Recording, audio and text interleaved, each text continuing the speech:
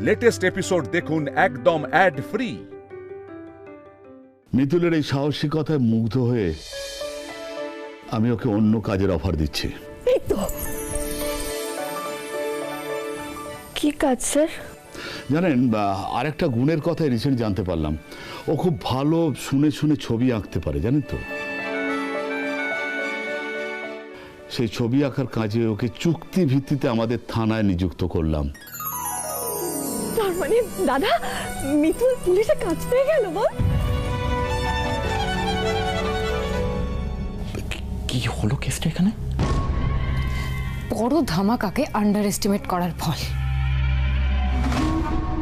কোনো কাজই যে ছোট নয় সেটা মিতুল প্রমাণ করে দিয়েছে। আমি মনে করি যে তৃপ্তি নিয়ে ও চা বানানোর কাজে লিপ্ত হয়েছিল, তেমনই মনোযোগ দিয়ে এই কাজটা করবে। স্যার, আমি এখনো নিজের কানকে বিশ্বাসই করতে পারছি না। মিতুল, তুমি চাইলে এই মুহূর্তে থেকে তুমি কাজে জয়েন করতে পারো। স্যার, স্যার আপনাকে অনেক ধন্যবাদ স্যার। এরকম একটা খুশির মুহূর্ত, কিন্তু কিন্তু আমার কাছের মানুষগুলোকেই দেখতে পাচ্ছি না। ওরা কি খুশি না হতো খবরটা জানলে? উফ, এটা কিন্তু একটা দারুণ খবর। হ্যাঁ মিতুল, ইউ আর জিনিয়াস। সত্যি আমার এটা শুনে যে কি আনন্দ হচ্ছে বলে বোঝাতে পারবো না। আরে বাবা, কাজ ছেলের বউ দেখতে হবে তো। যত রকম ভাবে পারছো আমার থেকে দূরে যাওয়ার চেষ্টা করছো, তাই তো মিতুল? বেশ, আমিও দেখি তুমি কি করে আমার থেকে দূরে যাও।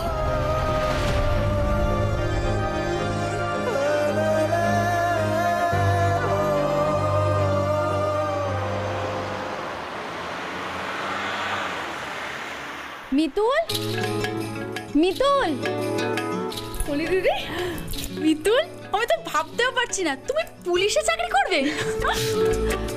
কাকিমা, আমি বাড়ির সবার জন্য মিতুলের ফেভারিট আলু কাবলিওয়ালার কাছ থেকে খুব ঝাল দিয়ে আলু কাবলি মেখে এনেছি।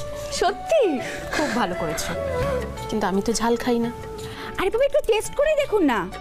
না না, থাক, এটা ঠিক আছে, আমি আপনাকে খাইয়ে দিচ্ছি।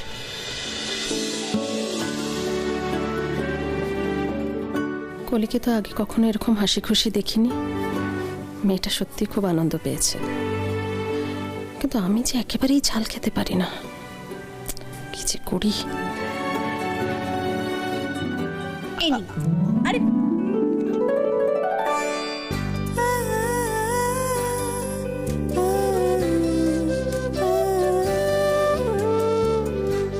কি, কেমন? ঝাল হলেও টেস্টি তো? ভালো, ঝাল হলেও ভালো। আমি তো বলেছিলাম। দাও, এবারে আমি তোমাকে খাইয়ে দিই। তুমি আমাকে এত ভালোবেসে খাইয়ে দিলে, এবার আমি তোমাকে খাইয়ে দিই।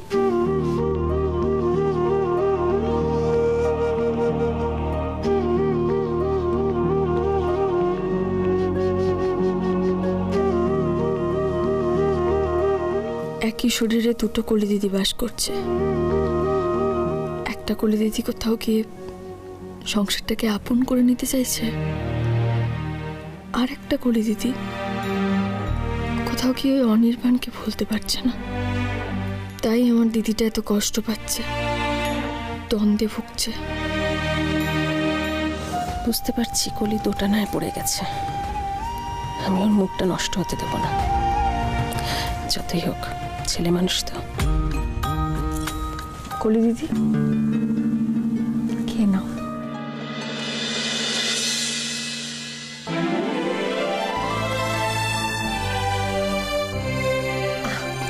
আজকে মিতুল এত বড় একটা কাণ্ড করলো, তাহলে বাড়িতে তো একটু ভালো মন্দ রান্না বান্না করতে হয়।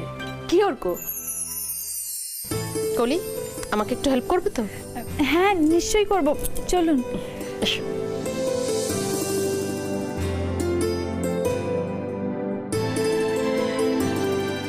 অর্কদা, আমি তোমার বাড়িতে এসে থাকায় এই একটা জিনিস কিন্তু খুব ভালো হয়েছে। বলো, কলি দিদি আর কাকিমার মধ্যে কি সুন্দর একটা বোঝাপড়া তৈরি হচ্ছে, বলো তো? হ্যাঁ, এটা তো ভালো ব্যাপার বটেই, কিন্তু এবার তুমি আমাকে বলো তো মিতুল, ইন্দ্রর সঙ্গে তোমার বোঝাপড়াটা কবে হবে? না মানে এই যে তোমরা দুজনে দু প্রান্তে থাকবে আর থেকে কষ্ট পাবে, এইভাবেই সব চলবে, তাই তো? আমি জানি ওর কথা, তুমি কেন এমন বলছো, কিন্তু গুগলি, ইন্দ্রবাবু আর ওই পরিবারের সবার ভালো চেয়েই আমি ওখানে আর ফিরে যেতে পারবো না। মিতুল, চুপ করে থাকলে কিন্তু হবে না। আচ্ছা মিতুল, তুমি তো একটা সুখী পরিবারের কেন্দ্রে ছিলে, সত্যি করে বলো তো, তোমার ওই বাড়ি ফিরতে ইচ্ছে করে না? আজকে ওই বাড়িতে ঠাম্মি, পিসিমণির সঙ্গে তুমি এইভাবেই সময় কাটাতে। খুলি, শুভ সবাই তোমাকে নিয়ে হই হল্লা করতো, তুমি ওদের কাউকে মিস করো না? থাক না ওর কথা। মিতুল, থাক বললে তো হবে না। আমার দিকে তাকাও, তাকাও। আজ তোমাকে আমার সত্যিটা বলতে হবে। কি সত্যি শুনতে চাইছো তুমি বলো তো? হ্যাঁ, আমার কষ্ট হচ্ছে। আমি কোনো মহান ব্যক্তি নই অর্কদা, কোনো ভগবান নই আমি। তুমি কাটা ঘায়ে নুনে ছিটে দিয়ে তুমি কি শুনতে চাইছো বলো তো? কি তোমার যতই কষ্ট হোক না কেন, আমার ওইটুকুনি মেয়েটাকে আমি দোটানায় ফেলে ওর কষ্ট দেখতে পারবো না। আমি সবার ভালোর জন্যই দূরে আছি, তুমি কেন বুঝতে পারছো না? তুমি এটাই শুনতে চাইছিলে তো আমার কাছ থেকে?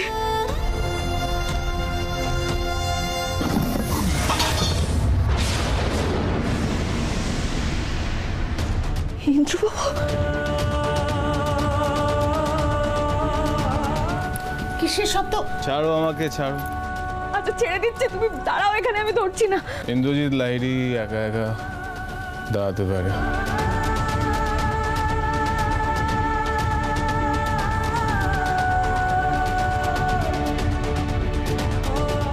ছাড়, মিতুলের সাথে আমার কথা আছে। ইন্দ্র, তুমি নিজেকে কি ভাবো? কি ভাবো নিজেকে? ওয়ান্ডার উম্যান তুমি? হ্যাঁ, শান্ত হও, সব পারো তুমি। শান্ত হও তুমি। কি শুরু করেছে বলো তো?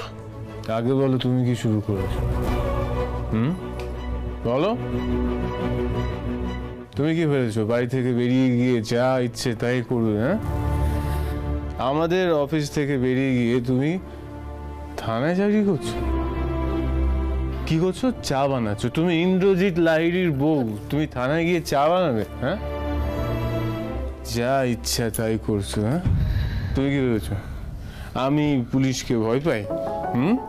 ইন্দ্রজিৎ লাহিড়ী কাউকে ভয় পায় না। একটু ঠান্ডা হও তুমি। না, ঠান্ডা হবো না। আজ আমার এই অবস্থার জন্য কে দায়ী জানো? তুমি, শুধু তুমি। আচ্ছা তুমি এখানে দাঁড়াও, আমি জল নিয়ে আসছি। না, আমি কিচ্ছু খাবো না। ভালো মানুষটার জন্য আমার প্রতি কেয়ার দেখাচ্ছ। যদি আমার কথা ভাবতে তাহলে তুমি আমাকে ছেড়ে আসতে পারতে না, জানো? এখন কেয়ার দেখাচ্ছি। আমি তোমাকে আজ এক্ষুনি আমার বাড়িতে নিয়ে যাবো।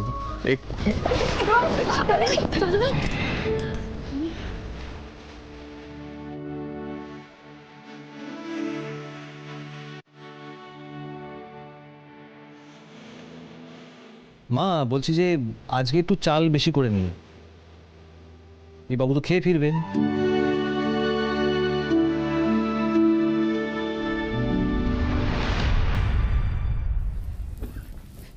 রণ, আমাকে একটা কথা বলো তো, ইন্দ্রকে চোখে চোখে রাখার জন্য কি সবসময় আমাকে পায়ে চাকা লাগিয়ে ঘুরতে হবে? আমি না পারছি না আর। কেন অন্তরা? এত এত টাকা পাচ্ছ, সেগুলো আবার ঠিকভাবে গুনেও নিচ্ছ, এই বাড়িতে আছো, সেফ আছো, ভালো মন্দ খাচ্ছ, এইটুকু কষ্ট তো করতে হবে অন্তরা। পারছি না বললে তো হবে না। কষ্ট কি করছি না? আমি করছি তো, কিন্তু ইন্দ্র যে কখন চোখের আড়াল হয়ে বাড়ি থেকে বেরিয়ে যাচ্ছে আমি তো বুঝতেই পারছি না। ডিসকাস্টিং। ওকে দেন, তুমি একটা কাজ করো অন্তরা, তুমি না সারাক্ষণ শুধুমাত্র টাকার কথা ভেবে যাও। টাকা টাকা টাকা, চারিদিকে শুধুমাত্র টাকা, যেদিকে তাকাচ্ছ টাকা। আমি তো তাই করি। দেখো, এটা করলে সব কিছু ঠিক হলো। তাহলে আর কি, যাই নিচে গিয়ে আবার অশান্তি শুরু করি। এক্সকিউজ মি, কি করবে তুমি নিচে গিয়ে? সেই তো সেই এক হাই পিচড অ্যাক্টিং, হাই টোনে কথা, মনোটোনাস ডায়লগ, কোনো মডুলেশন নেই, কিচ্ছু নেই, ওই ওই ওই এক ঘ্যান ঘ্যানে সমস্ত সমস্ত কথা।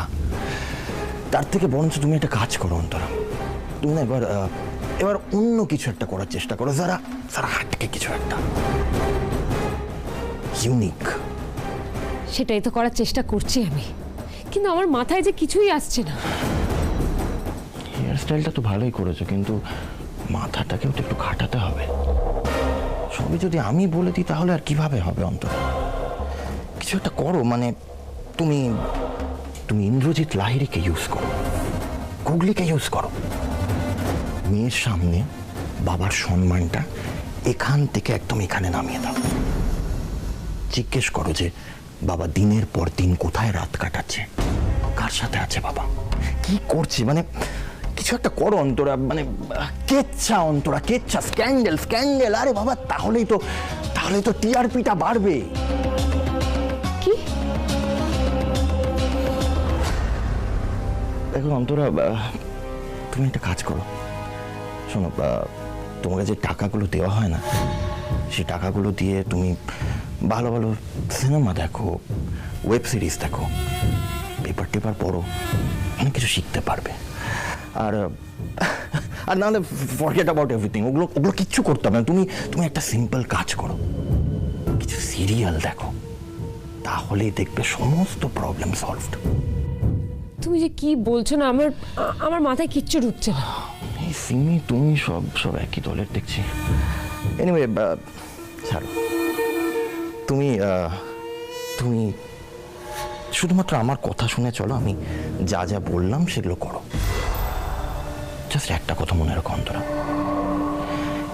এবার এমন একটা কিছু করবে যেটা দর্শক খাবে।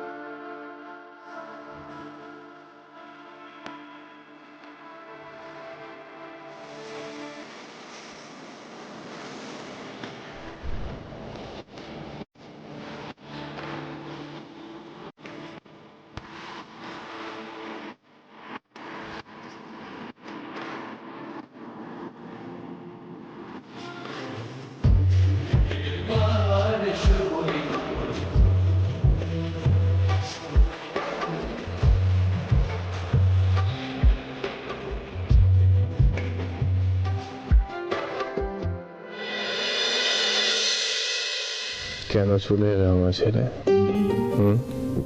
তুই কিচ্ছু বোঝো না, না কিচ্ছু বোঝো না। কি বুঝবো? কি বোঝার কথা বলছো তুমি? তুমি তো বলতে ভালোবাসা নাকি জোর করে হয় না, যখন ভালোবাসা আসে ঝড়ের মতো, বন্যার মতো ধুম করে এসে পড়ে, তাহলে তুমি কেন অন্তরার কাছে আমাকে রেখে দিয়ে চলে আসলে? আমি তো ওকে ভালোবাসি না, জোর করে আমি ওখানে থাকতে পারছি না। মিতু, সত্যি বলছি।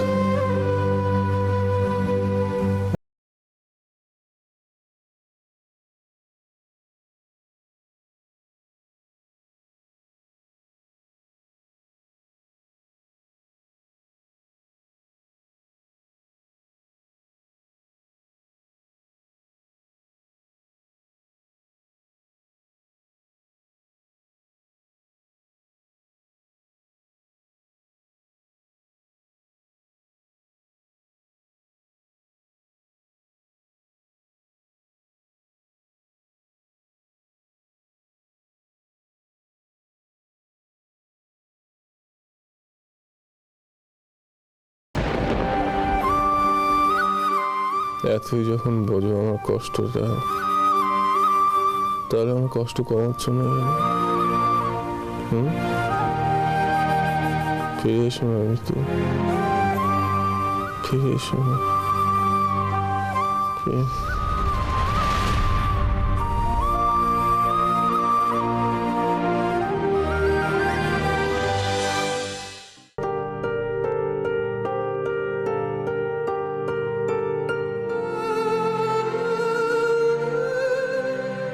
কেন বারবার আমায় এমন কঠিন পরীক্ষায় ফেলছো বলে বাবা?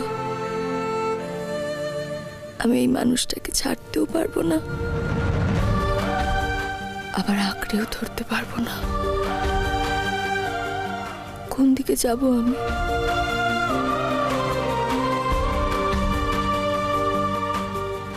আমি জানি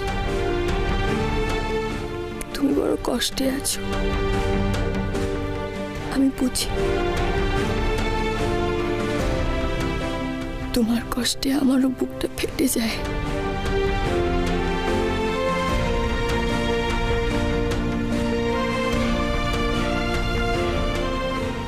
গুগলি যে আমাদের মেয়ে, আমাদের সন্তান। সন্তানের জন্য মা বাবাকে যে অনেক ত্যাগ স্বীকার করতে হয়, আমার সন্তানকে ভালো রাখার জন্যই আমাকে তোমার থেকে দূরে থাকতে হচ্ছে। কিন্তু মনে মনে আমি তোমার থেকে দূরে নেই ইন্দ্রবাবু। কোথায় যাব তোমায় ছেড়ে বলো? বলেছিলাম না, তোমায় ছাড়া আমার যাওয়ার জায়গা নেই। মন থেকে আমি সব সময় তোমার সঙ্গেই আছি, সব সময়।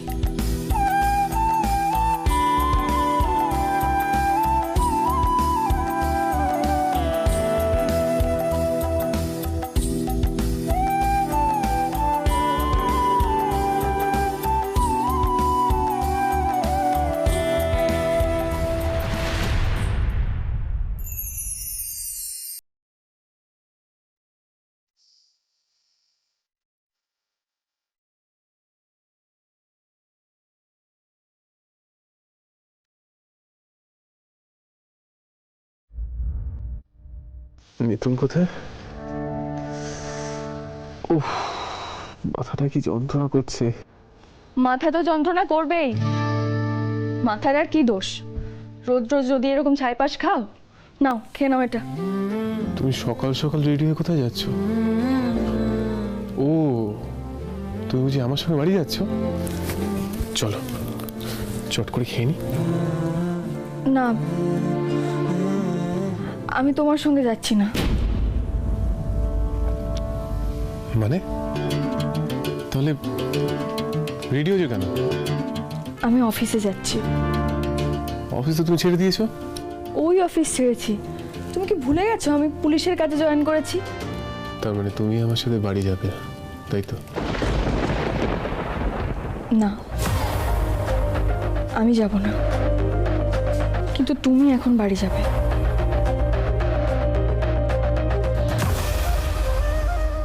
তুমি এখনো তোমার জেদ থেকে সরছো না। তোমাকে আমি এত করে বলছি, আমি তোমাকে ছাড়া থাকতে পারছি না। আমি তো, তাও তুমি আমার কথা শুনছো না। আচ্ছা বেশ, আমার কথা তুমি নাই ভাবলে, কিন্তু গুগলি ওই মেয়েটার কথা একবারও ভাববে না? ও যে তোমার ছাড়া ভালো নেই। ভালো থাকতে হবে, আমাকে ছাড়াই গুগলিকে ভালো থাকতে হবে, আর সেটা তুমি নিশ্চিত করবে। আমি তো দূর থেকে নজর রাখবই। আর দূর থেকে আমাদের কাছে পৌঁছাতে পৌঁছাতে যদি আমাদের কিছু হয়ে যায়? না,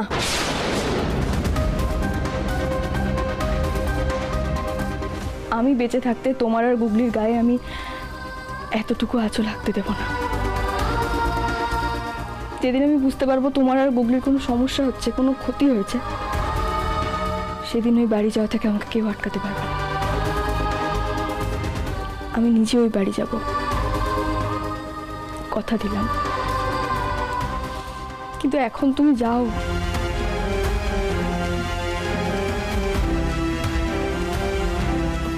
কিন্তু মিতুল, তুমি কেন বুঝতে চাইছো না আমি তোমাকে ছাড়া রাখতে পারছি না? পারতে হবে, তোমাকে গুগলিকে দুজনকেই পারতে হবে। আমি তো তোমাকে আগেও বললাম ইন্দ্রবাবু যে আমি তোমার থেকে দূরে যাচ্ছি, এর মানে এটা নয় যে আমি যোগাযোগ বিচ্ছিন্ন করে দেব। তোমার আর গুগলির প্রতিটা পদক্ষেপে আমি নজর রাখবো, সবকিছু দেখবো আমি। কিন্তু আমি চাই না অন্তরা দিদি এটা নিয়ে কোনো ঝামেলা করুক। আমার অন্য একটা ভয় করছে। কিসের ভয়? অন্তরা দিদি যা মেয়ে, তোমার এখানে থাকা নিয়ে যদি ও গুগলির সামনে তোমাকে ছোট করে।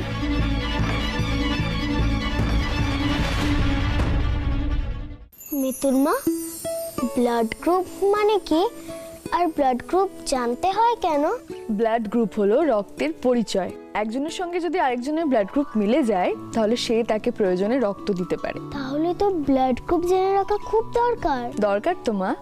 যেমন ধরো দুই বোন মেঘ আর ময়ূরী। ময়ূরীর সুস্থ থাকার জন্য মেঘকে প্রয়োজন, কিন্তু ময়ূরী কি মেঘের সবকিছু আপন করে নেবে? এমনকি তার ভালোবাসার মানুষও? জানতে হলে কিন্তু দেখতে হবে নতুন ধারাবাহিক ইচ্ছে পুতুল, আগামী 30শে জানুয়ারি থেকে সোম থেকে শুক্র রাত 10টায়।